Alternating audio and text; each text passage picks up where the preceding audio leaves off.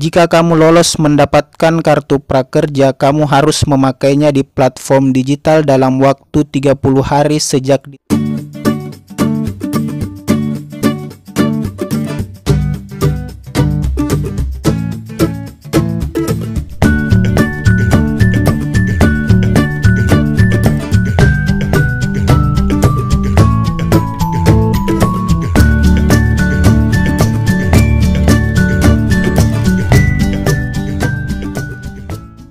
Jadi beberapa hari ini tidak sedikit peserta prakerja yang dicabut kartu prakerjanya berdasarkan notifikasi dari prakerja itu mereka tidak sesuai dengan Permenko Perekonomian nomor 3 tahun 2020 pasal 15 ayat 3. Namun di kemudian hari tidak menutup kemungkinan ada peserta prakerja yang juga berpotensi dicabut kartu prakerjanya karena tidak memenuhi pasal-pasal di luar dari pasal 15 dalam Permenko Perekonomian nomor 3 tahun 2020. Nah, seperti apa pasal 15 ayat 3 ini? Mari kita lihat. Dan ini kebetulan saya sudah download. Pasal 15 ayat 3 berbunyi pemilihan jenis pelatihan dan lembaga pelatihan sebagaimana dimaksud pada ayat 1 dilakukan paling lama 1 bulan setelah kartu prakerja diterima. Jadi yang dimaksud di sini peserta prakerja yang membeli pelatihan lewat dari 30 hari atau lewat dari 1 bulan sejak ia ditetapkan sebagai kartu prakerja, itu yang kemudian dicabut akun peserta prakerjanya. Jadi bagi teman-teman yang nantinya akan mendaftar di gelombang 4, ini yang kemudian perlu diperhatikan, di mana kalian harus membeli pelatihan itu paling tidak sebelum 30 hari sejak Anda ditetapkan sebagai peserta prakerja. Dan selain pasal 15 yang perlu kemudian diperhatikan juga oleh peserta prakerja, yaitu di pasal 19 ayat 1 di mana yang berbunyi penerima kartu prakerja yang dengan sengaja tidak menyelesaikan pelatihan dicabut kepesertaannya dalam program kartu prakerja. Namun di sini tidak mencantumkan batasan waktu sampai kapan pelatihan itu harus diselesaikan. Jadi saran saya sebaiknya pelatihan yang teman-teman beli itu sesegera mungkin diselesaikan jika tidak ada kesibukan.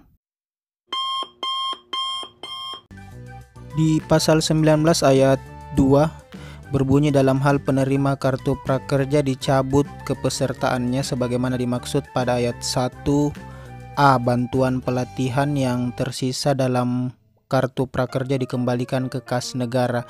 Jadi poin A ini membahas tentang saldo pelatihan, bukan tentang pengembalian insentif. Jadi yang perlu diketahui di sini saldo pelatihan dan insentif itu berbeda. Kemudian poin B, penerima kartu prakerja tidak dapat mengikuti kembali program kartu prakerja. Jadi poin ini tidak membahas tentang pengembalian insentif.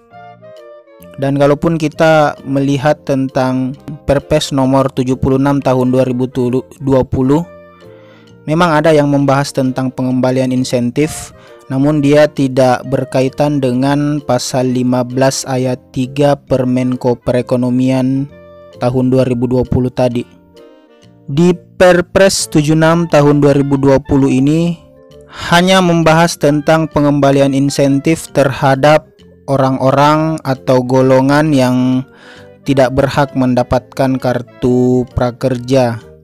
Ada 7 golongan yang tidak berhak mendapatkan kartu prakerja, yaitu pejabat negara, pimpinan dan anggota DPRD, aparatur sipil negara, prajurit TNI, anggota kepolisian, kepala desa dan perangkat desa. Kemudian poin G ada direksi, komisaris, dewan pengawas, BUMN dan BUMD. Sedangkan pasal 15 ayat 3 ini mereka dicabut peserta prakerjanya itu bukan karena berdasarkan golongan atau kategori yang tidak berhak mendapatkan kartu prakerja, melainkan karena peserta prakerja yang telat melakukan pembelian pelatihan. Jadi bisa disimpulkan sepanjang tidak ada aturan yang membahas tentang pengembalian insentif yang berkaitan dengan peserta prakerja yang terganjal dengan pasal 15 ayat 3 tadi, maka bisa dipastikan insentif itu tidak akan dikembalikan. Jadi ini bisa membuat para peserta prakerja yang sudah dicabut prakerjanya itu sedikit bernafas lega karena tidak perlu mengembalikan insentif prakerja. Sebenarnya aturan dari Permenko Perekonomian ini sudah sangat lama dikeluarkan, itu pada bulan Maret, lebih tepatnya 20 Maret 2020. Itu artinya aturan ini berlaku sejak tanggal 20 Maret 2020. Namun yang disayangkan kemudian, mengapa tim teknis prakerja itu baru bisa mengidentifikasi para peserta prakerja yang telat melaksanakan pembelian pelatihan itu di bulan Juli.